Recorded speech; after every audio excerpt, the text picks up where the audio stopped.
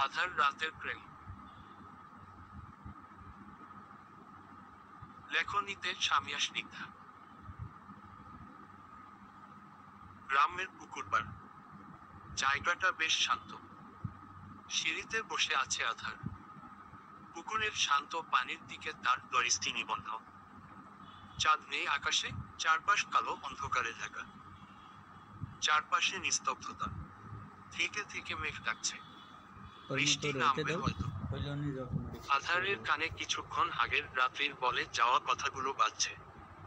আমার বিয়ে ঠিক হয়ে গেছে আধার। কাল আমার বিয়ে। কি বলছো কি? চাচা চাচিকে বলনি আমাদের কথা? বাবা মা আমাদের মানবে না আধার? চলো না আমরা পালিয়ে যাই। না রাত, এভাবে পালিয়ে যাওয়া যায় না। এছাড়া আমাদের আর উপায় নেই আধার। আমি তোমাকে ছাড়া বাঁচতে পারবো না। ভীষণ ভালোবাসি তোমায়।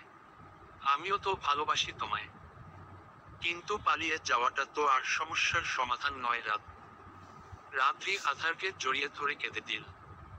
কাঁদতে কাঁদতে বলল, আমি এত কিছু বুঝি না। তুমি আমাকে নিয়ে চলো না আধার। আমি তোমাকে ছাড়া কিছুতেই থাকতে পারবো না।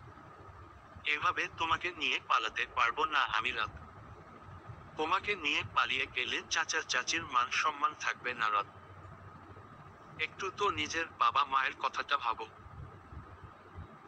তোমাকে ছাড়া আমি কিছুই বুঝি না, কিছুই ভাবতে পারি না। আধারের চোখের কোণেও জল চলে আসলো। সে অতি সাবধানে সেটা মুছে বলল, বাড়ি ফিরে যাও রাত। এভাবে আমার সাথে তোমাকে কেউ দেখলে সমস্যা হয়ে যাবে। দেখুক সবাই, আমি যাব না।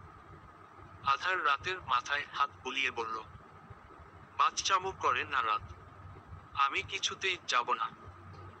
চলে যাও রাত। চাচা চাচির মনে কষ্ট দিও না। তুমি মা বাবার কষ্টটা দেখছো, আমার কষ্টটা দেখতে পারছো না।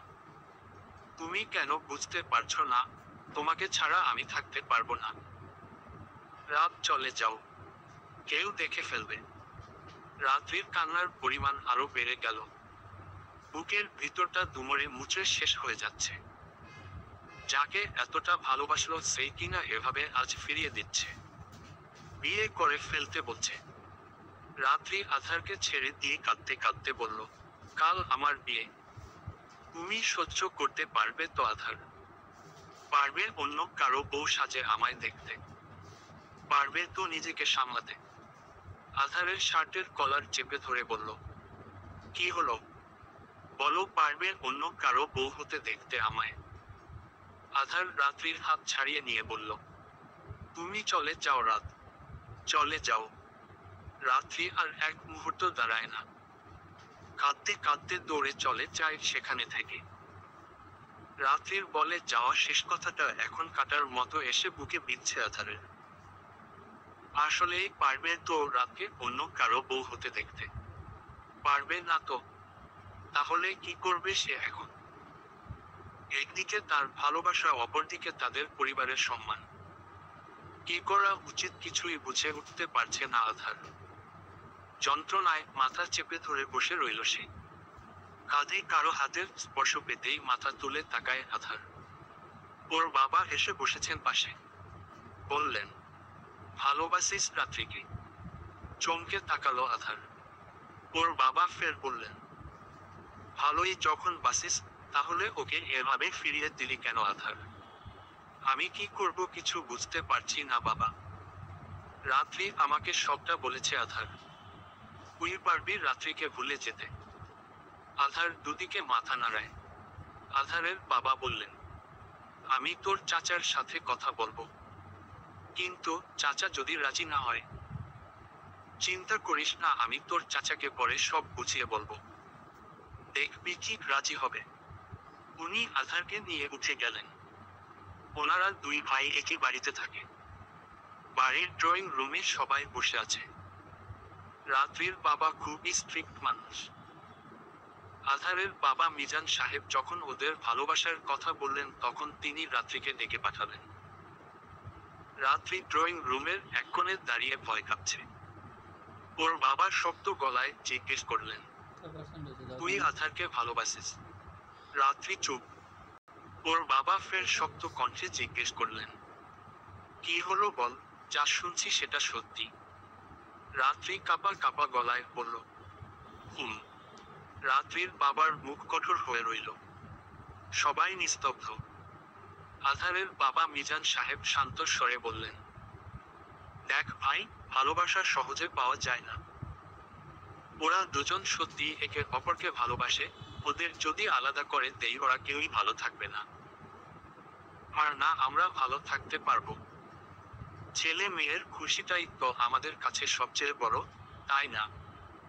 রাত্রির বাবা গভীরভাবে রাত্রির চোখের দিকে তাকিয়ে রইলেন।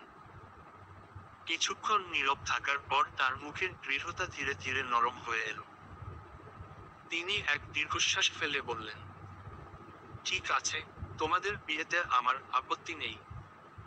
আমার মেয়ের খুশিটাই আমার কাছে সবকিছু। কিন্তু এখন ওদের কি করে না করি? রাত্রির মুখ খুশিতে উজ্জ্বল হয়ে উঠল। আধার অবাক হয়ে তাকিয়ে রইল। ওর চাচা যে এত তাড়াতাড়ি মানবে ভাবতেও পারেনি। মিজান সাহেব বললেন, তুই না পারলে বল, আমি ওদের না করে দিব। রাত্রির মা এতক্ষণ চুপ করেছিলেন। তিনি এবার এগিয়ে এসে রাত্রিকে বুকে জড়িয়ে ধরে বললেন, হ্যাঁ রে মা, এতদিন বললি না কেন? আমাদের বললেই তো আর আমরা অন্য কোথাও তোর বিয়ে ঠিক করতাম না। মিজান সাহেব বললেন, যা হয়ে গেছে বাদ দাও। এখন মিষ্টি নিয়ে এসো। বাড়ির সবাই বেশ খুশি। এক সপ্তাহ পরে রাত্রি আর আধারের বিয়ে হয়ে গেল। পুকুর পাড়ে সেই সিঁড়িতে বসে আছে আধার আর রাত্রি। আধারের হাতের মুঠোয় রাত্রির হাত। আকাশে আজ পূর্ণিমার চাঁদ ঝলমল করছে। চারপাশে ঠান্ডা বাতাস বইছে। দুজনের ঠোঁটের কোণে তৃপ্তির হাসি। অবশেষে আধার রাতের প্রেম আজ পূর্ণতা পেল। সমাপ্ত।